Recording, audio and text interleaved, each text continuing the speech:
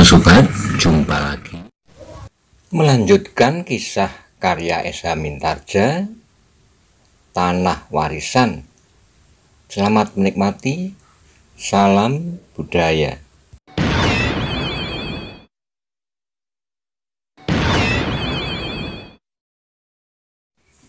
Kisah ini berlatar belakang pada masa kerajaan Pajang, di mana terjadi perseteruan dengan awal mula berdirinya kerajaan Mataram.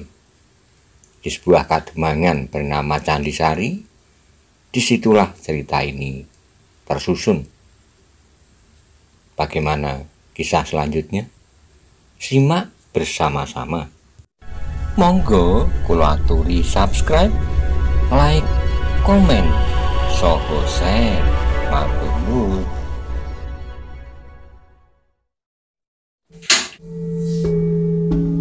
Peristiwa tak terduga Ratri dan Bramanti.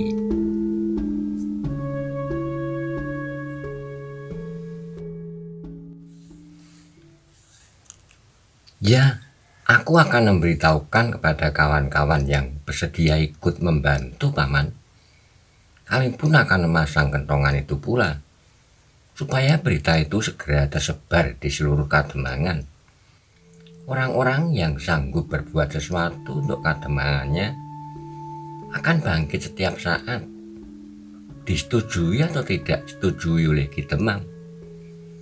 Ki Tambi mengangguk-anggukkan kepalanya. Kemudian desisnya, aku sudah terlampau lama berada di rumahmu, Bramanti. Aku akan minta diri kepada ibumu. Sebelum Bramanti menjawab, Ki Tambi itu berjalan tergesa-gesa untuk minta diri kepada Ibu Bramanti, dan seterusnya bersama Panjang meninggalkan halaman rumah itu. Tinggallah kemudian Bramanti berdiri termangu-mangu. Sejenak ia merenungkan kata-kata Ki Tambi tentang orang yang baru saja dilepaskan oleh Ki Demang itu. Tanpa sesadarnya Bramanti mengayunkan kakinya. Namun ia tidak kembali ke bawah pohon sawo, tetapi ia langsung pergi kandangnya yang masih saja kosong. Kandang yang sudah diperbaiki dan diberinya berdinding. Perlahan-lahan ia membaringkan dirinya. Pikirannya melambung jauh ke dunia angan-angannya. Tiba-tiba Bramanti bangkit. Ditutupnya pintu kandangnya dan dipalangnya dari dalam. Kemudian dengan tergesa-gesa pergi ke sudut kandang itu dengan sebuah cangkul di tangan. Dengan tergesa-gesa pula ia menggali sebuah lubang di sudut kandang itu. Semakin lama semakin dalam, sehingga akhirnya terasa cangkulnya menyentuh sesuatu. Cangkul itu pun kemudian diletakkannya. Dengan tangannya ia menggali beberapa jari lagi. Kemudian dengan dada yang berdebar-debar, diungkitnya sesuatu. Pedang pendek di dalam lapisan beberapa helai kulit. Bramanti menarik napas dalam-dalam. Pedang pendek dengan sebuah tangkai ukiran seperti keris, tetapi kepala seekor ular naga. Dibelainya pedang pendek itu seperti membelai lengan seorang sahabat yang telah lama tidak bertemu. Meskipun kulit pembalut pedang pendek itu sebagian telah rusak, namun pedang pendek beserta rongkonya masih tetap bersih. Sehingga pedang itu seolah-olah seperti pada saat Bramanti menanamnya kira-kira 10 tahun yang lalu. Bramanti menarik napas dalam-dalam. Sekilas kenangannya terbayang di dalam kepalanya. Pada saat ia bertekad meninggalkan kampung halamannya, diam-diam ia menanam pedang pendek pusaka ayahnya tanpa seorang pun yang mengetahuinya. Dan ternyata pedang itu kini telah di dalam genggamannya kembali. Tetapi aku tidak akan dapat membawanya setiap saat, Bramanti berdesis.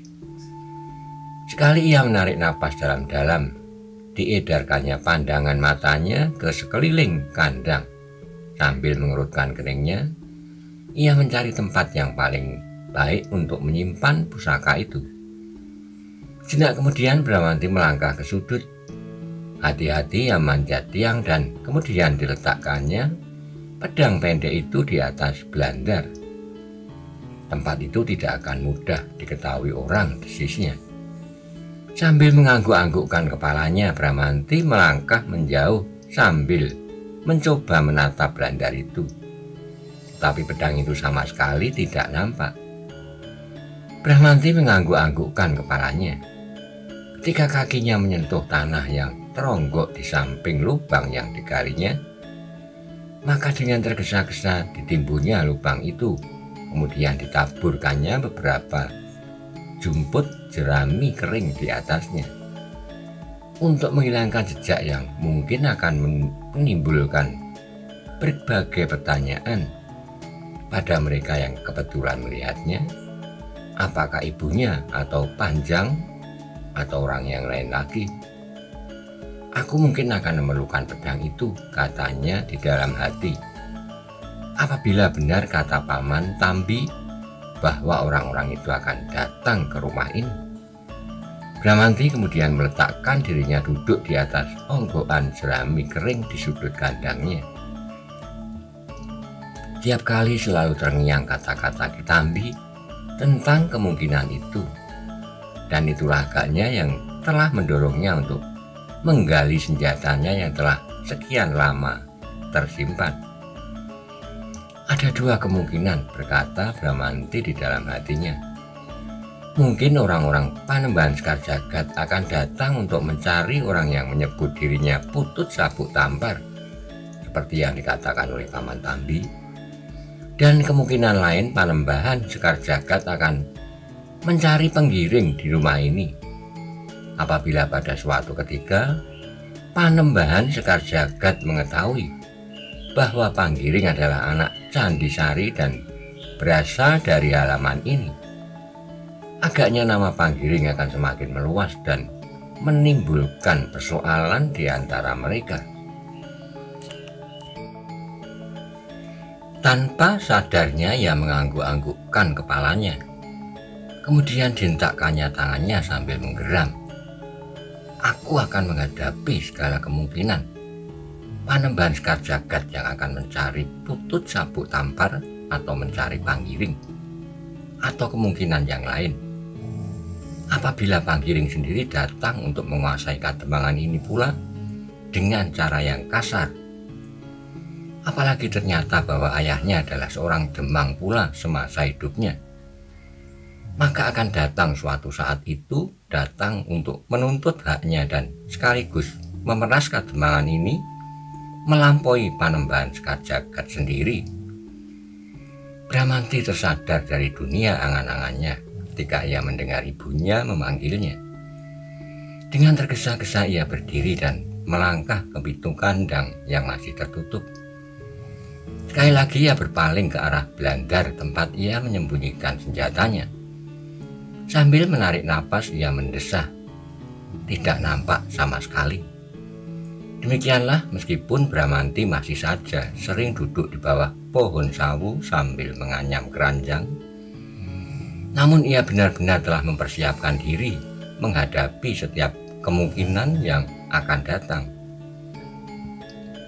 Bahkan kini ia menjadi semakin sering mengurung diri di dalam kandangnya sambil membawa rautan bambu. Dikerjakannya pekerjaan anyamannya tepat di tengah-tengah pintu kandang. Meskipun demikian, sekali-kali Bramanti masih juga sempat pergi ke sungai. Kadang-kadang ia mencuci pakaian, mandi, dan berjemur sambil menunggu pakaiannya kering. Bahkan kadang-kadang ia juga mencari ikan dan membuat rumbun. Namun Bramanti masih belum berhasil menempatkan dirinya seperti kawan-kawannya. Yang lain, masih terasa ada jarak antara dirinya dan kawan-kawan sepermainan di masa kanak-kanak. Apalagi mereka yang merasa bahwa orang-orang tua mereka ikut terlibat dalam kematian ayah Bramanti. Meskipun Bramanti sendiri sudah sekian kali mengatakan bahwa ia tidak mendendam mereka. Bahkan ia telah menunjukkan bahwa sebenarnya ia tidak akan mampu melakukannya, meskipun seandainya ia berhasil demikian. Bramanti telah menunjukkan bahwa senjata adalah alat yang asing baginya. Perkelahian adalah sesuatu yang tidak dikenalnya, apalagi melepaskan dendam. Tetapi jarak itu masih belum menjadi lebih sempit. Meskipun 1-2 orang dari antara mereka sudah mulai tidak menghindarinya apabila mereka berpapasan. Hanya Panjang dan Tambi sajalah yang masih sering datang kepadanya.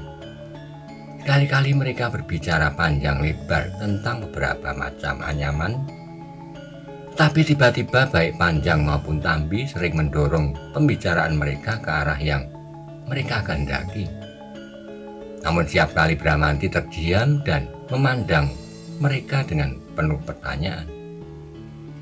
Sekali Tambi bercerita tentang orang-orang Panembahan Sekar Jagad dan Lencana Panggiring yang ditunjukkannya, dan di kesempatan lain ia bercerita tentang usahanya untuk mempengaruhi Panembahan Sekar Jagad dengan alat Lencana Panggiring, disertai dengan beberapa penjelasan. "Itu akan sangat berbahaya, Paman," berkata Panjang. "Bukankah orang yang tertawan itu telah berkata bahwa Panembahan Sekar Jagad menjadi marah sekali? Mungkin Sekar Jagad belum meyakini tentang kekuatan Panggiring, dan ia menganggap bahwa Panggiring tidak berani mendatangi tantangannya, bukankah begitu?" bertanya Panjang. Ki Tambi mengangguk-anggukkan kepalanya, tetapi ia tidak menjawab. Pembicaraan yang demikian telah membuat Bramanti setiap kali merenung. Mengapa Ki Tambi bersusah payah meminjam pengaruh nama Panggiring? Panggiring, Panggiring. Nama itu selalu melingkar di telinganya. Apakah sekarang Kakang Panggiring benar-benar menjadi orang yang tidak terkalahkan? Pertanyaan itu pun sering mengganggu hatinya. Namun Bramanti masih tetap seperti Bramanti sehari-hari, yang seolah-olah terpisah dari pergaulan di Kademangan Candisari. Itulah sebabnya maka ia sering berada di pinggir sungai sambil menunggui kain panjangnya yang dijemur seorang diri, sambil mereka-reka masa yang akan dihadapinya. Sampai saat ini Panembahan Sekar Jagad masih belum berbuat sesuatu, desisnya. Apakah ada yang ditunggunya? Apakah ia menunggu suatu saat untuk menerkam korbannya yang dianggapnya sudah menjadi lengah? Tetapi Bramanti tidak dapat menemukan jawabannya. Seandainya hal itu benar-benar akan terjadi, maka ia hanya dapat menunggunya. Menunggu Panembahan Sekar Jagad atau orang-orangnya memasuki halaman rumahnya. Apabila yang dikatakan Ki Tambi itu benar, karena mereka menyangka bahwa Putut Sabuk Tampar ada di dalam halaman rumah itu. Bramanti menarik napas, namun tiba-tiba ia terkejut ketika mendengar suara halus memanggilnya. Perlahan-lahan dari jarak yang agak jauh, sehingga suara itu seolah-olah di antara terdengar dan tidak. Bramanti berpaling, dilihatnya di balik tanggul. Seorang gadis menjengukkan kepalanya, dan sekali lagi ia terkejut. Gadis itu adalah Ratri. Dengan serta-merta Bramanti meloncat berdiri sambil bertanya, "Hei, kau dari mana, Ratri?" Ratri tidak segera menjawab, tetapi justru kepalanya yang tersembul itu menghilang di balik tanggul. Bramanti tertegun sejenak. Namun kemudian ia meloncat naik ke tebing. Tapi langkahnya segera terhenti. Ia hanya memakai celananya saja. Karena itu maka dengan tergesa-gesa ia kembali menyambar kain panjangnya yang masih belum kering benar. Dengan tangkasnya ia meloncat dari batu ke batu, kemudian menaiki tebing seperti seekor tupai pada dahan pepohonan. Bramanti terhenti ketika ia melihat Ratri yang ternyata duduk di balik tanggul sambil memegangi bakul cuciannya. "Apakah kau dari bendungan?" bertanya Bramanti. Ratri berpaling kemudian sambil mengangguk ia menjawab, "Ya, kau sudah tidak takut lagi keluar dari pedukuhan?" Ratri tidak segera menjawab. Dipandangi sinar matahari yang hinggap di atas dedaunan. "Apakah kau percaya bahwa orang-orang itu tidak akan mengganggumu lagi?" Perlahan Ratri mengangguk jawabnya. "Kalau mereka ingin melakukannya, maka pasti sudah mereka lakukan." Bramanti mengangguk-anggukkan kepalanya. "Ya, aku kira mereka benar-benar tidak akan mengganggumu lagi." Bramanti berhenti sejenak lalu, "Tetapi apakah kau pergi ke bendungan seorang diri?" Ratri menggelengkan kepalanya. "Tidak, aku pergi bersama beberapa orang kawan." "Mengapa sekarang kau sendiri?" "Kawan-kawanku telah lebih dahulu pulang." "Dan kau?" "Cucianku jatuh beberapa lembar. Aku ingin singgah sebentar untuk membersihkannya. Tetapi tiba-tiba saja aku melihatmu berjemur di pinggir sungai ini." Bramanti tidak segera menyaut. Dicobanya menelusuri jalan di sebelah tanggul itu dengan pandangan matanya. Tetapi ia sudah tidak melihat sesuatu di jalan itu. Sampai jalan itu masuk ke dalam rimbunnya dedaunan di tikungan di ujung desa. "Mereka sudah lama mendahului aku. Aku pun sudah cukup lama berada di atas tanggul ini. Tetapi kau sama sekali tidak berpaling." Bramanti mengangguk-anggukkan kepalanya. Ternyata olehnya kini betapa asiknya ia berangan-angan. "Kalau begitu," berkata Bramanti kemudian, "bukankah kau akan membersihkan cucianmu yang terjatuh itu?" "Ya, silakan." "Apakah kau akan pergi?" Bramanti ragu-ragu sejenak. Sekilas terbayang wajah Temunggul yang merah apabila ia melihatnya berada di tempat itu bersama Ratri. Meskipun hanya sekedar suatu kebetulan, namun dadanya menjadi berdebar-debar ketika Ratri berkata, "Apakah kau tidak keberatan untuk mengawani aku?" Bramanti menjadi ragu-ragu sejenak. Tetapi ia tidak dapat berbuat lain daripada menganggukkan kepalanya. Katanya, "Baiklah, cepatlah sedikit." "Mengapa kau tergesa-gesa?" Bramanti terpaksa menggelengkan kepalanya. "Tidak, aku tidak tergesa-gesa." "Terima kasih," sahut Ratri. "Kawani aku di bawah." Dada Bramanti menjadi semakin berdebar-debar.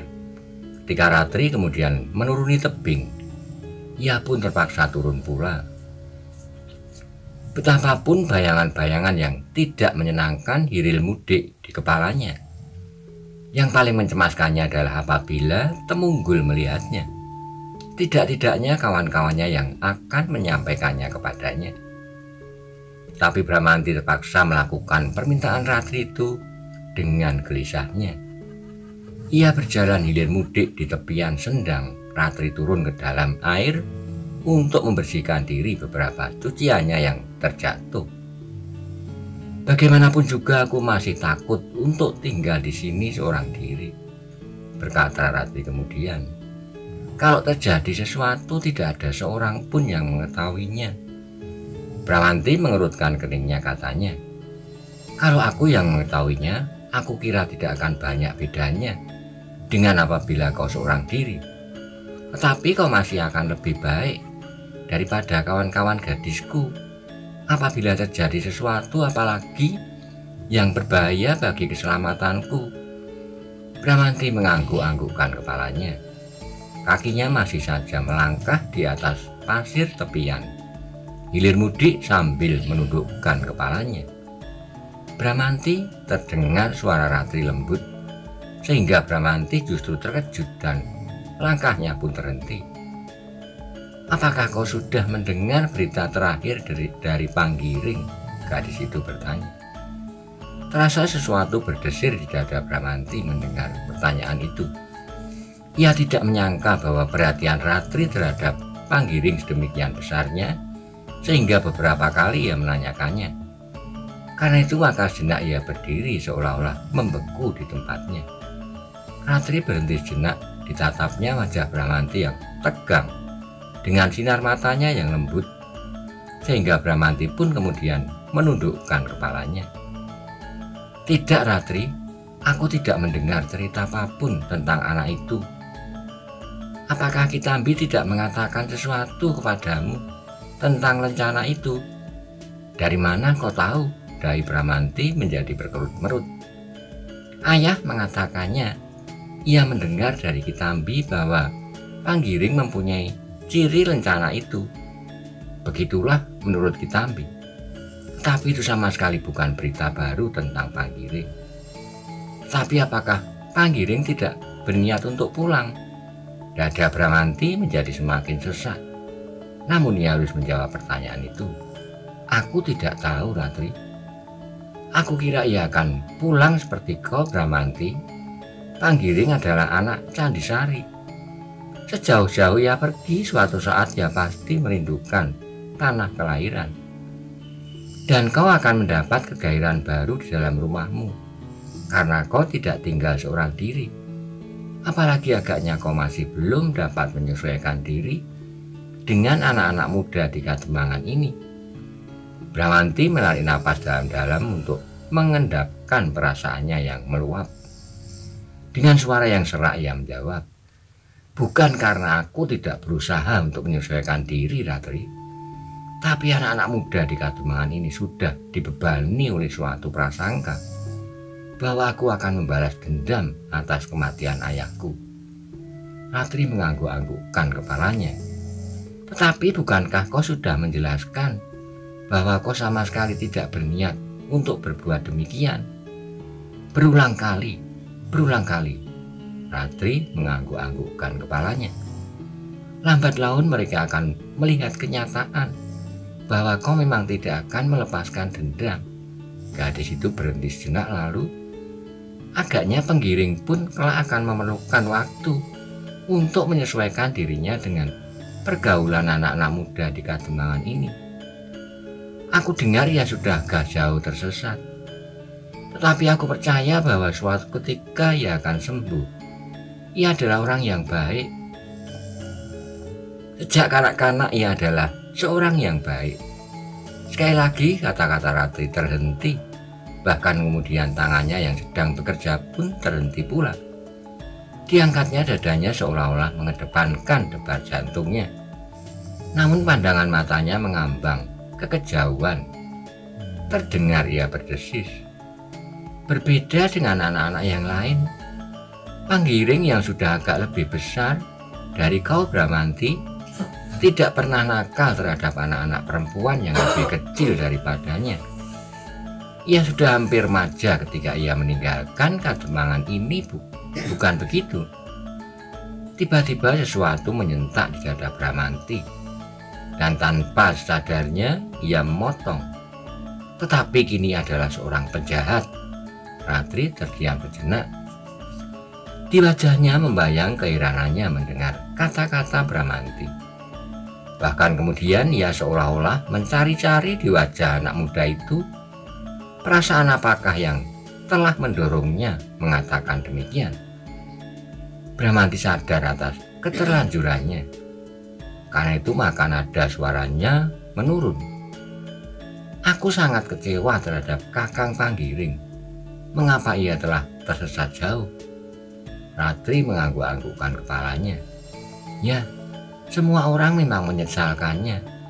Kau menyesali, apalagi ibumu dan kawan-kawan yang lain pun menyesal pula.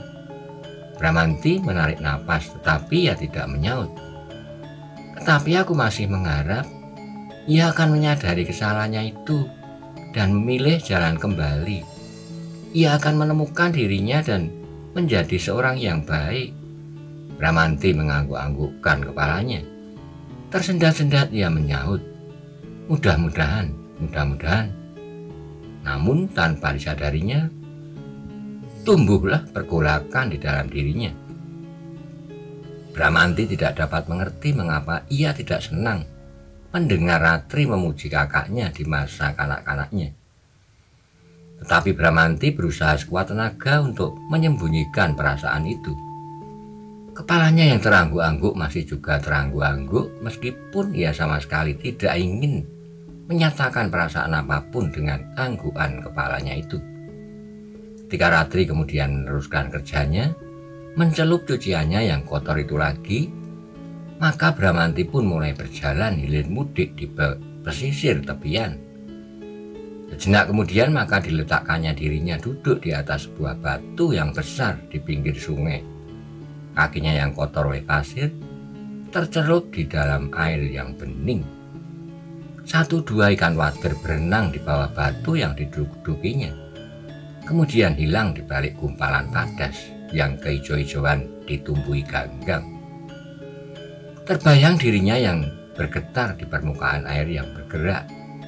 Sama sekali tidak akan dapat dikenalinya bentuk dan garis-garis wajahnya, seperti ketika ia bercermin di belumbang pada air yang tenang.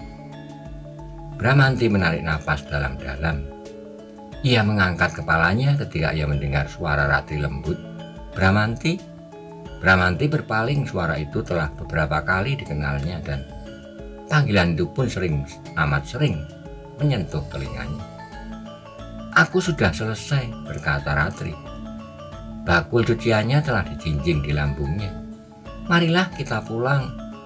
Bramanti pun kemudian berdiri. Perlahan-lahan ia melangkah mendekati Ratri. Jawabnya, "Marilah. Apakah kau dapat naik sambil membawa bakul cucian itu?" Ratri termenung sejenak sambil menggeleng. Ia berkata, "Mungkin tidak, Bramanti. Apakah kau akan membawakan bakul ini sampai ke tanggul di atas?" "Baiklah," sahut Bramanti. "Terima kasih." Maka keduanya pun kemudian menaiki tebing sungai yang tidak terlampau tinggi. Ratri berada di depan merangkak perlahan-lahan berpegangan pada rumputan dan batu-batu padas di tebing. Sang Bramanti berjalan perlahan-lahan mengikutinya sambil menjinjing sebuah bakul cucian. Namun tiba-tiba seperti dipatuk oleh seekor ular, Bramanti terkejut bukan kepalang. Ketika ia mendengar desir di atas tanggul dan kemudian ditengadahkan wajahnya, ia melihat seorang bertolak pinggang. Wajahnya merah membara seperti warna senja di langit. Langkah Bramanti pun tertegun karenanya. Sejenak ia memandang wajah itu, namun sejenak kemudian dilemparkannya tatapannya matanya jauh-jauh. Ratri pun terkejut pula ketika ia melihat anak muda itu. Tapi sejenak kemudian ia menjadi acuh tak acuh. Ia merangkak terus naik ke tanggul di atas tebing. Tapi ia tertegun ketika ia melihat Bramanti terhenti. Tanpa menghiraukan anak muda yang berada di atas tanggul, ia berkata kepada Bramanti, "Apakah kau lelah? Mengapa kau berhenti?" Bramanti menarik napas dalam-dalam. Ia sadar bahwa Ratri sama sekali tidak menyadari keadaannya. Karena itulah maka ia menjadi bingung dan ragu-ragu. "Ayolah Bramanti," ajak Ratri. Bramanti pun belum beranjak dari tempatnya, namun sejenak kemudian dipaksanya kakinya melangkah, dan ia pun naik semakin tinggi pada tebing yang tidak begitu dalam. "Bramanti!" terdengar suara muda itu menggeram. Langkah Bramanti terhenti, tetapi ia tidak berusaha menatap wajah yang sedang membara itu. "Bramanti!" sekali lagi terdengar suara yang berat itu. Bramanti masih tetap berdiri di tempatnya. "Kau sudah melanggar janjimu sendiri," berkata anak muda itu dengan geramnya.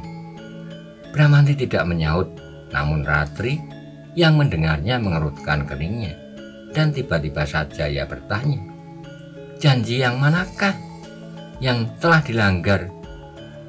"Temunggul." Anak muda itu mengerutkan dahinya. Dipandanginya wajah Ratri yang menjadi tegang pula. "Pulanglah Ratri. Mengapa kau suruh aku pulang? Serahkan bakul itu dan biarkan Ratri pulang dahulu. Kau tinggal di sini bersama aku," berkata Temunggul kepada Bramanti. "Mengapa?" bertanya Ratri. "Itu adalah persoalanku dengan Bramanti, Ratri." Ratri menjadi ragu-ragu sejenak, tapi ia masih tetap berada di tempat itu. "Pulanglah Ratri. Aku tidak berani pulang sendiri. Selesaikan persoalanmu. Aku akan menunggu. Biarlah Bramanti nanti mengantarkanku sampai ke padukuan. Tidak, aku tidak mengizinkannya. Ratri terkejut mendengar jawaban itu. Dengan serta-merta tanpa disadarinya ia bertanya, apakah hakmu melarang Bramanti mengantar aku? Aku adalah pimpinan pengawal Kademangan, jawab Temunggul. Tapi Bramanti bukan anggota pengawal, dan apakah salahnya kalau ia berbaik hati mengantar aku? Karena aku sudah ditinggalkan oleh kawan-kawanku. Mengapa kau tidak pulang bersama mereka? Aku masih mempunyai beberapa pekerjaan. Cucianku terjatuh dan aku harus mencelupkannya lagi. Mengapa harus bersama Bramanti? Itu hanya suatu kebetulan, Temunggul. Aku datang kemari dan Bramanti telah ada di tempat ini. Sebelum aku datang, ia pun agaknya sedang mencuci pakaiannya. Temunggul terdiam sejenak, namun kemudian terdengar ia berdesis. Bohong, kau bohong, Ratri. Mengapa aku harus berbohong? Kalian berdua sengaja datang ke tempat ini. Seandainya demikian, apakah salahnya? Wajah Temunggul yang telah membara itu menjadi kian merah. Sejenak ia terpaku diam, namun terdengar giginya gemeretak. Bramanti masih berdiri sama seperti patung, namun kecemasannya yang sangat telah menjalari jantungnya. Apa yang ditakutkannya ternyata benar-benar terjadi. Bahkan Temunggul sendirilah yang telah melihatnya berada di tempat itu berdua saja bersama Ratri. Sejenak kemudian terdengar suara Temunggul bergetar. Kau tidak perlu mengetahui terlampau banyak, Ratri. Pulanglah. Aku akan menunggu Bramanti di sini, jawab Ratri, dan jawaban itulah yang telah membuat hati Temunggul menjadi semakin panas. Hampir di luar sadarnya ia berkata, pergi kau Ratri, pergi. Bawa bakulmu dan kau Bramanti, kau tetap tinggal di sini. Ratri adalah seorang gadis yang tidak terlampau banyak tingkah.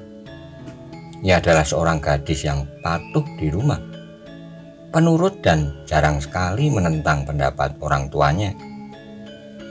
Tetapi sikap kasar Temunggul itu justru telah menyinggung perasaannya, sehingga dengan demikian maka ia pun berusaha untuk mempertahankan harga dirinya. Karena itu maka jawabnya, tidak, aku akan tetap di sini, Temunggul. Tidak seorang pun yang berhak memerintahkan aku, selain kedua orang tuaku. Kau juga tidak.